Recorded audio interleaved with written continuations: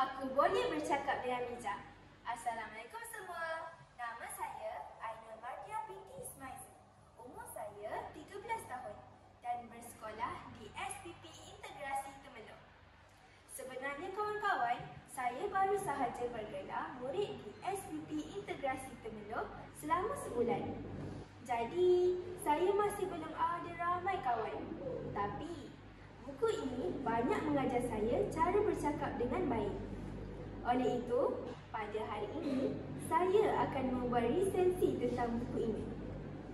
Kawan-kawan, buku ini ditulis oleh Kim So-hee, seorang pelukis komik dan ilustrator di Korea.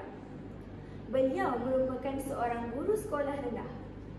Buku ini mengandungi 140 muka surat dan menarik dibaca kerana penulis menyelipkan banyak pengajaran di dalamnya.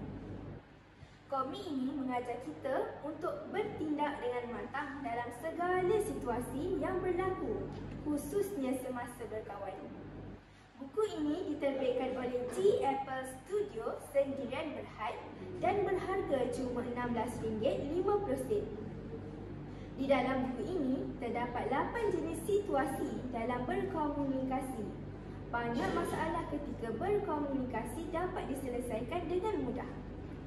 Sekiranya kawan-kawan membaca buku ini, antara ayat yang terkesan di hati saya ialah membenci seseorang akan buat diri kita juga penat. Petikan ayat tersebut saya ambil daripada komik ini. Oleh itu, marilah kita berkomunikasi dengan bijak. Itu sahaja daripada saya. Sekian, terima kasih.